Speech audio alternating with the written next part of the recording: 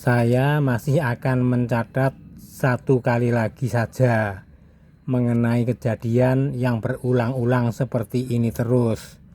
Dan benar juga, tidak lama kemudian, yaitu hari Jumat 7 Maret 2025, saya dikerjai lagi sama 3 orang itu, Sudomo, Suyanto, dan Ratna, pakai kekuatan santet yang sejenis.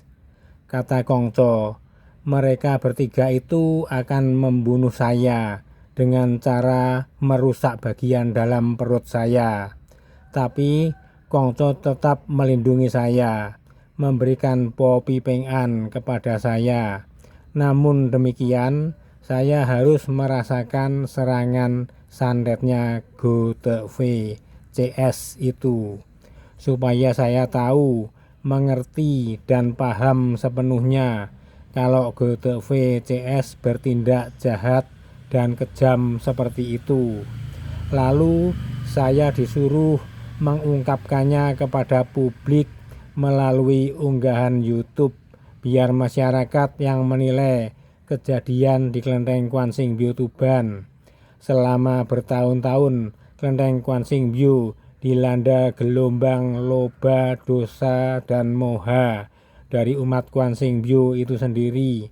Dan yang terakhir ini menghadapi gelombang loba, dosa, dan moha dari GoTV CS. Di dalam Buddhisme dijelaskan ada 3 akar kejahatan yang sangat membahayakan diri manusia, yaitu yang disebut loba, dosa, dan moha.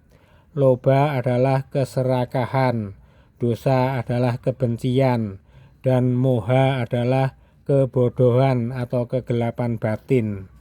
Ketiganya ini merupakan bara api yang sangat bandel dan sulit sekali untuk dipadamkan. Apinya keserakahan, apinya kebencian, dan apinya kebodohan atau kegelapan batin. Ketiganya ini bersatu, selalu bekerja sama dalam memperdayai manusia-manusia yang lemah kesadarannya. Pada akhirnya, manusia-manusia lemah kesadarannya ini tenggelam dalam penyesalannya yang sangat dalam dan terpuruk tanpa daya setelah terbakar oleh ketiga api tersebut tadi, yaitu api keserakahan, api kebencian, dan api kebodohan atau kegelapan batin. Cara bekerjanya ketiga api tersebut begini loh. Ada sebuah objek atau sebuah benda yang sangat menarik. Benda tersebut adalah Klenteng Kwan Sing Byo Tuban yang dinominasikan sebagai kelenteng terbesar se-Asia. Keren sekali kan? Dari ratusan umat anggota Klenteng Kwan Sing Byo yang sah dalam arti mempunyai kartu tanda anggota, tentu saja ada yang sangat berambisi untuk menjadi pengurusnya Klenteng Kwan Sing Byo. Nah, dari sinilah ketiga api tersebut mulai mengidentifikasi para umat Kwan Sing Byo yang mempunyai ambisi besar untuk menduduki jabatan pengurus sebagai pengelola sekaligus pengendali Klenteng Kwan Sing Byo Tuban, dan juga yang mempunyai ambisi besar untuk menduduki jabatan penilik alias sosial kontrol yang bertugas mewakili umat mengontrol dan mengawasi kinerjanya para pengurus. Pertama, api keserakahan langsung menghubungkan diri pada sumbu-sumbu ambisi yang ada pada diri umat yang ambisius itu, dan jadilah berkobar-kobar semangat mereka untuk saling berebut kedudukan di Klenteng Kwan Sing Byo yang lengkap dengan segala fasilitasnya yang menggiurkan itu. Beginilah prosesnya api keserakahan mendorong para ambisius. Para ambisius setelah melihat sebuah objek atau sebuah benda yang menarik berupa kelenteng Kwan Sing Byo Tuban, timbullah keserakahan untuk berkuasa dan mereka para ambisius saling berebut kekuasaan. Maka tibalah gilirannya api dosa alias api kebencian langsung menyelinap masuk tanpa permisi.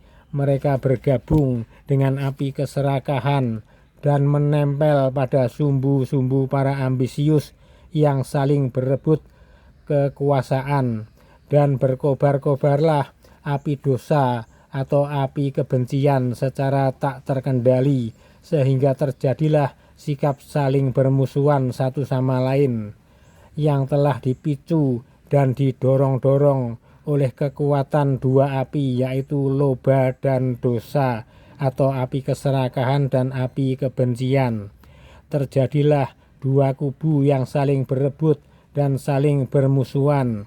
Sudah begitu terus ditunggangi pula oleh api moha atau api kebodohan alias kegelapan batin, dan menjadikan mereka semua lupa diri, batinnya gelap.